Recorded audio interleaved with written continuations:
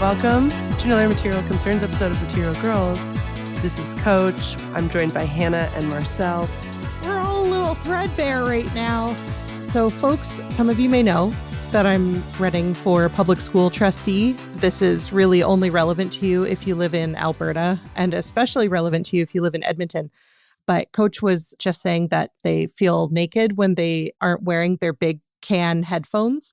And I was having this experience the other day. I was trying to respond to the news about all of the books that were going to be pulled from all of the Edmonton public schools because they contained quote unquote sexually explicit content. You know, obviously pornographic books like The Color Purple and I Know Why the Caged Bird Sings. So really important piece of provincial legislation coming into effect. Anyway, I was trying to make these videos to put on Instagram to respond. Yeah. And I tried to do it in so many different ways. It was literally not until I put my headphones on and plugged them into the phone that I physiologically felt able to actually speak coherently about the thing. Because I was like, oh, I've trained my body to only be able to talk about something I feel strongly about, but that's like a complicated issue when I'm wearing headphones. I'm actively wearing the hugest headphones. In the time that you started telling the story, I put on my headphones over my AirPods, which is what I'm actually using because I'm trying to experiment to catch listeners up to see if I can travel with just AirPods if I have to. But I felt so bad that I just have my headphones over them. It's like without your big cans, you're just a slut. Yeah, you can't just have your ears out. Just an underdressed slut. I guess I can't. I don't know. I just felt vulnerable. Don't worry about it. Your slutty little ears. Yeah, look at your slutty little ears. Cover those ears. Oh my Cover gosh. them up. Cover up. Coach, how are you? Other than trying to get away with these nonsense fake headphones. Like, they'll never notice. I feel like something, you know, when you like you have a feeling in your body, but you can't remember what the feeling was from. Yeah. Yes. Yeah. I'm like, I have a... Oh, I know what it is. Oh, she found it. Okay. It's just that I'm like kind of more broke than I've been in like years. And that's what the feeling is. I was just talking to my dearest friend who moved to New York around the same time as I did. She moved in August 2 years ago and I moved in October. She was house sitting in like a really beautiful brownstone. And we were sitting in this beautiful brownstone together. And we were just like the irony, like the deep, like bodily strangeness of being in like one of the most beautiful homes we've ever been in New York, but also being like the most broke we've been in a decade because of being in New York for 2 years. Like this is the news, guys. This is my check-in is that it took me 2 years to be like basically wiped out. This is the craziest place. I'm sorry, but it's so stupid. It's so stupid that people live here. To be clear, I really love it, but it's like the brainworms version of like cats and brainworms. This is like the New York brainworms. Is that like the same friend was talking about how there were these girls sitting outside at a bar and a rat like ran by them and they went, oh my God, that's so iconic. And she was like, to me, that's the definition of like a version of insanity of like being You've been New York pilled. You've been New York pilled, like in a really big way. And I really don't want this to be my personality, but and I didn't even mean for this to be my check-in, but that is, I'm like, I have this bodily sensation of fear and anxiety. I do understand why that fear and anxiety was hard to pin down, though. Yeah, I was like, ambient? No, pretty specific. Right, rent is due. It's like, yeah. It's fine. Thing. I'm fine. Though I will say the end of the credits that I wrote for this for this episode was me being like, thank you, patrons. And now there's like a desperation I didn't mean. Thank you.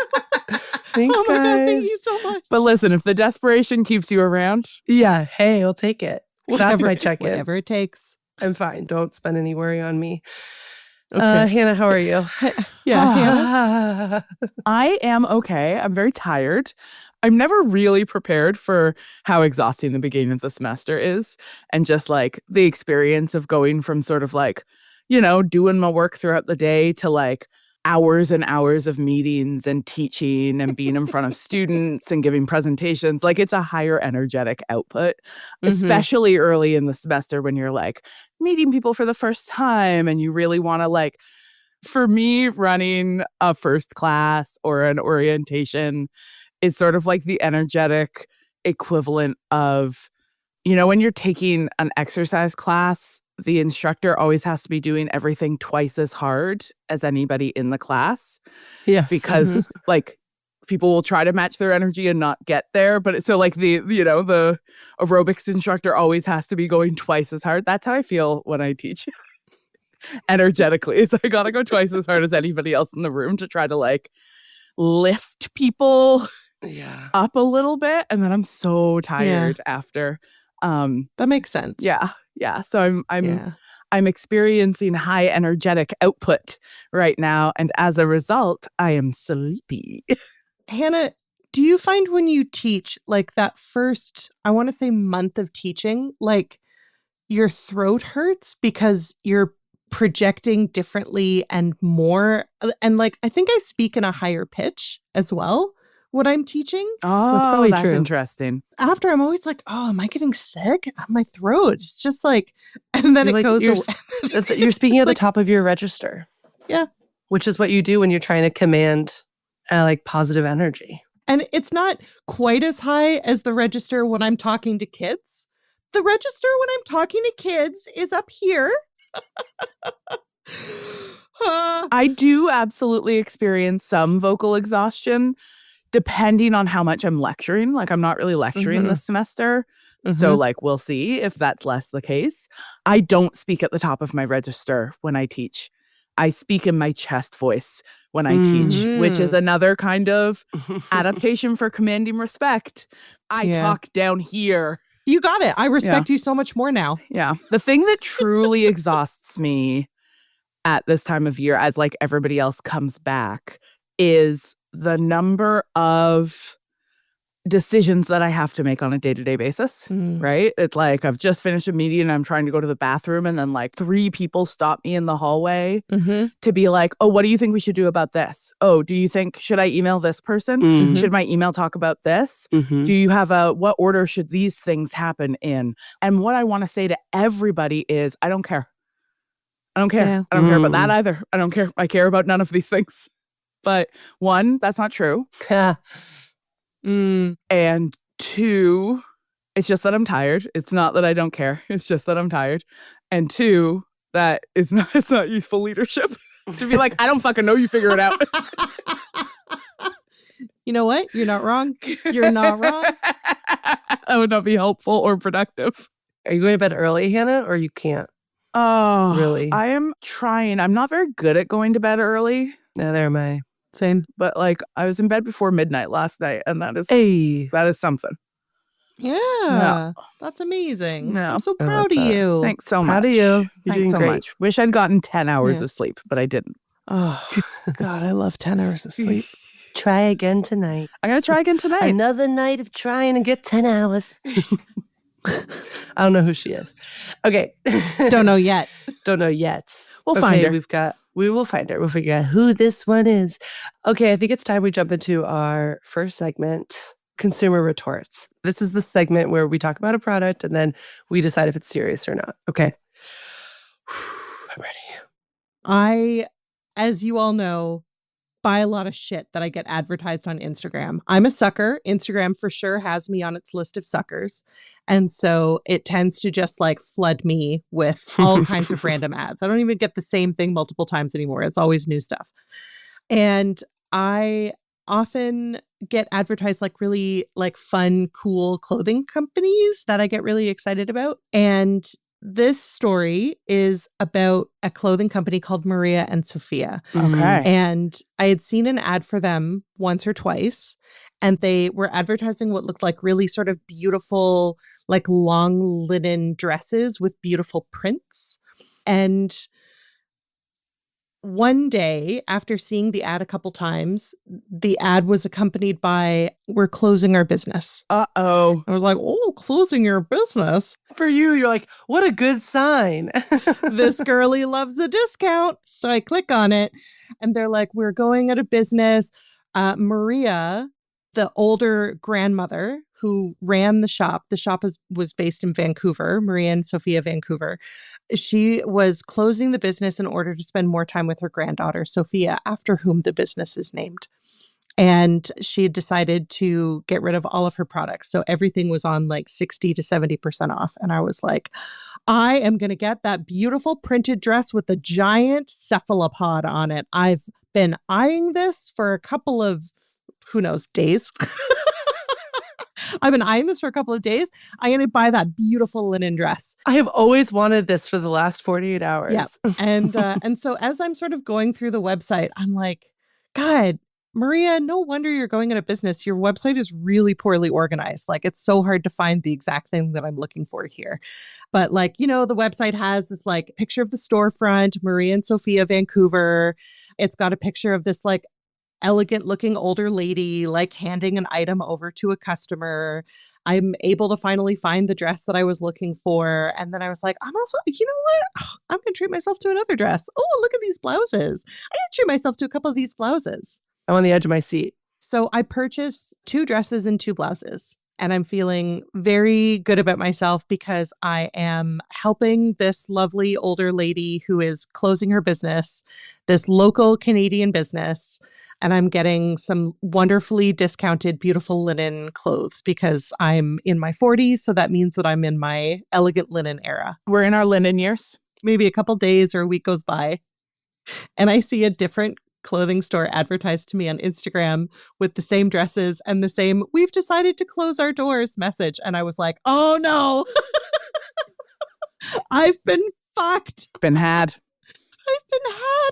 So it turns out that all of the Maria and Sofia imaging on the website was just computer AI generated. So, hey, AI bot, make me a store that says Maria and Sofia. This is so depressing. The fact that you're laughing through this, I'm like, I know. It's so sad. It's my trauma response. I won't like go into the details of the many back and forth emails that I had with quote unquote Maria about getting a refund. You emailed. Yeah, I did because I was like, I don't want these products. Yeah. I don't want them. I want to cancel my order. Anyway, so many back and forths. I did, in fact, receive my items from, and I truly can't remember if the origin country was Ukraine or China, but it was one of the two. And I was like, and I pulled them out and they're just polyester garbage, polyester, probably sweatshop made garbage. I wanted a refund and she, Maria, wouldn't give me a refund for the shipping. She's like, we can provide you with a full refund, but you'll have to pay for the shipping and also customs to return it. And I was like, what the fuck is this? No, absolutely not. I'm getting a full 100% refund. I did eventually have to open up a dispute with my credit card company, and they were very good about it. And so in the end, Maria and Sofia don't get had, not a serious product. Not serious product. Do not be fooled by the pictures on the website. You think you're doing your due diligence by going to the website and snooping around. But I'm so telling you, Hey, AI Marcel? can make anything these days. Hey, Marcel. Yes. Same. So as soon as you started describing, I didn't get as far as she did. But as soon as you started describing it, I was like, oh, I almost got by that scam. Yeah. Was it the same company or was it a different company? Same company. Oh. I don't know if they were using the same name, but it was like Vancouver based. I'm retiring so I can spend more time with my family. So I'm selling off all my stock. I also, it was the cephalopod dress for me too. Like that was the same one. It was beautiful. It was a beautiful dress. But there's a very important lesson here, and it's about community. Yeah. Because I saw this great sale. First thing I did, share it in a group chat. I went, hey guys, look at this. Store in Vancouver's going out of business. They're selling stuff off. It's linen. Check it out. And I believe it was Hillary who said, read an article on The Guardian about that this week. That's a scam.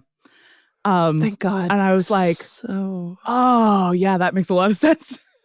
And the thing in retrospect that made it make sense to me was that everything on the website was in stock. I know. Which is like, it wouldn't be when something's on sale and people are selling everything off. There's like, yes, the cool thing that you click on is available in one size and it's extra, extra small. exactly. Like, there's never anything actually available. And that experience was what ultimately prompted me to take the steps, which are publicly available, anybody can follow them, to turn off all of the ad tracking on Meta. So that it still feeds me ads, but it cannot track any of my data. Yeah. Okay. And so the ads are irrelevant. Okay. Yeah. Okay. Like the ads are just significantly less appealing. And then I have made myself a promise that I no longer click on ads on Instagram because that's how they make most of their money. Yes. So if I do see something on Instagram that I'm interested in, I go Google it. You're so wise. It's really a public service announcement more than anything. It really is. I'm so sorry, Marcel. That's okay. The only thing that I can find is like a silver lining around any of it because I need to, because I feel so sad about this. I feel so deeply alarmed by our world, is that I guess like the more sophisticated all that gets, the more important it'll be to like do in-person local shopping. Which, like, I understand there are limits to that. And, like, one of the benefits of, like, online shopping has been, like, size inclusivity and has been, like, being able to sort of, like, expand whatever your, like, ability to get things that actually feel good and are made well. Yeah. But I'm like, but maybe they'll just be, like, a real return to, like, okay, I guess we're spending more on our clothes, but we're buying less and we're going to the place nearby us because we just can't. Exactly. I know. The moral of the story is, if it seems too good to be true, it is. Yeah. Yeah. I will say I got advertised something on Instagram a little while ago. And as is my duty, I Googled it. I looked it up. I found the website of the creator. I looked around for a bit. I went, this seems real. And so I ordered a shirt. And I'm going to show you the shirt that I got. And then you tell me if it's a serious product. Oh, boy. Okay. You told me about this. You did, yeah. You told me about this shirt. Look at this. Marcel, will you describe what we're seeing? Okay. Hannah is holding up a light pink t-shirt with a screen print of Jinx Monsoon from her interview with Z-Way. It's really good. And Jinx Monsoon is saying, who is this? Jake? Who is he? Jake Hay Rolling? But it's good. And I'm going to say that looks like a serious product to me. It looks like It's such a serious product. It's Such a serious product. Serious product. There's nothing funny about it. No. So this is an artist named James Hiller. His business is Nordacious, Nordacious. A Brisbane-based visual artist creating pop art-inspired illustrations. I didn't buy this from a Canadian business. I had it shipped from Australia because I had the choice between having it printed and shipped from the UK, Australia, or the US. And I said, I know where I'm getting this sent from. Trade war, baby. Listen, babe, it's trade war. The fact of the matter is, we're in a motherfucking trade war. It's so stupid. If they put tariffs on Patreon, we are fucked. We're fucked. Oh my God. I mean, we already pay an arm and a leg to make, can't even tell you. I can't even tell you guys the processing fees. Oh, God. And what about you, Coach?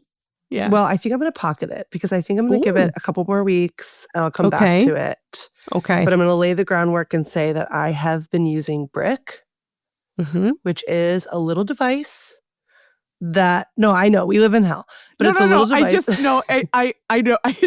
My first image was you just holding a brick. I've been using Brick. And being like, I have been using Brick. I really like it for break window, sleep, for smash in teeth. Sleep, put on chest, weighted blanket. Small stool. Brick. Any blanket can be a weighted blanket if you put a brick on it. Chalk for when I write note. Brick, what can it do? Yeah, I've been using Brick. Brick, serious product. Make wall? Brick. I love Brick. Okay, but what is Brick? Okay, so Brick is a small device. It comes with an app. You download the app. The small device is magnetized. You stick it on your refrigerator, I think typically is how they promote it. My roommate got it, but you can connect multiple devices to it. So she was like, use it. You'll see a trend of my roommate doing things and then me being like, and her saying, try it too. And then I jump on like the mass amounts of ice cream I've been eating. Okay, but so Brick, so you can set what it means to brick your phone for yourself. So you can decide like, I'm not going to go on Slack. Like if my phone is bricked, I don't do that. I keep my phone like work accessible, but I for myself bricked Instagram and a couple like dating apps. And I'm trying to think, I would have done TikTok, but I'd already kind of broken my habit with TikTok. So for me, that's what bricking my phone is. And you basically have to go to the device and scan your phone to unlock them. And then it stays unlocked until you lock it again. But you can also set schedules. So right now my phone is bricked at 10:30 p.m. no matter what. And then to unbrick it, I have to go to my device to do that. So I'd either have to like get out of bed at night if I really wanted to doom scroll before bed, or in the morning when I like turn to my phone to try to open up Instagram by habit. I can't until I get out of bed and go do the thing. Okay. So it's kind of like a habit breaking device. And I guess I'll, because you can probably already hear it. As of right, it's not definitive yet. But I've actually been way more decisive about things that I care less about. So I guess I'll say right now, definitely serious product. Serious product. But I wanted to pocket it to say like, I feel like I'd give it more time, but I have to say it is kind of amazing what it means to have to go to a device to like access things. So it's much closer to like checking my mail is kind of like how I would compare it. Like Instagram, it's like, that's where I go to the device. I check my little DMs. I flirt with my little people. Lock it back up. Anyway, so Brick, I'm curious if anyone else is using it, but we'll check back in. I love that. Okay. I love that. That sounds great. If anything, because we need to do at least one more segment before we move on to part 2. Oh my gosh, of course, of course. We have Mailbag Sampler. Okay, so we have monthly mailbag episodes that Marcel and Hannah record. They go on our Patreon. But what I thought would be fun for our public feed audience to get a little taste of what that would be. A little taste. A little taste. I can't believe you didn't say soupçon. Soupçon. Or soupçon de mail. So we're going to answer just one real quick of like what a mailbag question might be. So Calliope asked, what's something wild you believed as a kid? For example, when I was a flower girl in my cousin's wedding, I thought we were in line to get married, which I think is one of the most charming anecdotes I've ever heard. Thank you, Calliope. That's Calliope really uses all cute. pronouns. So based on like a couple of sitcom episodes where people had babies, and based on like how they were positioned on the hospital bed, I thought babies were born from your belly button. Oh, yeah. Wait, Marcel, this was going to be mine, which is that I, as a kid, when I thought I was going to have babies, they were rainbow. I always said they were rainbow babies, and they were in line sitting in my stomach. So it was like a red baby, an orange baby, a yellow baby go across my stomach, which was probably some like confused like 90s progressivism of like well, literally like of just like kids come in all shapes and sizes. And I was like, totally. So they come in a rainbow and they're in my stomach. Yeah. Now. All of the possible babies I might have are already in my stomach. They're already there and they're all different colors and I love them all. Yeah. Love them all equally. I don't see color. These are my beautiful babies. These are my beautiful rainbow babies. Okay, I believe I am the only one here who grew up with an older brother. Yes. Ollie joined us when I was 5. Okay, five is young enough to still have had the experience of the way that an older brother could tell you shit. And you would just be like, that's true. That must be true. And my brother really liked to get me worked up, riled up. And so he, at one point in my life, had convinced me that if he pointed the TV remote at me and pressed the power button, I wouldn't be able to have babies anymore. So much baby shit. Oh my God. Brutal. And then if he turned it back on, would you be able to? So was it like an on-off button, or it was like just if I ever do this? Unclear. I don't think I really thought the mechanics through that much. It was more about the importance of, because if I held a blanket up, the blanket blocked it. Okay. That I mean, makes that sense. makes sense. Yeah. Exactly. Whatever rays were. You know what's cool is you may never decide to put it to the test. You know what? I So- actually am not going to. I'm not going to put it to the test. And so, So there you go. he might be right. He might have done it. Scientifically, we can't know. But I will say, further evidence that bullying is actually good is that then when I first heard people be like, 5G's bad for you, I was like, nah, dude, my brother tried this on me ages ago. I wasn't going to be fooled again. Well, I think that our listeners, you can post on Spotify, you could include it in your Apple review, but also you could post on Patreon. I'm curious what else people believed, because I just, again, find it extremely charming to think that you thought you were in line to get married. That's when you so were flower. cute. That's so sweet. Okay, well, folks, we have to jump into part 2 because we are running out of time and we need to keep something for patreon.com/ohplease, where you can support the show for as little as $54 a year. A year. What is it monthly? That's a great question. Because I feel like $54 US a year, I'm like, I don't have that kind of money. oh my God, linen dress.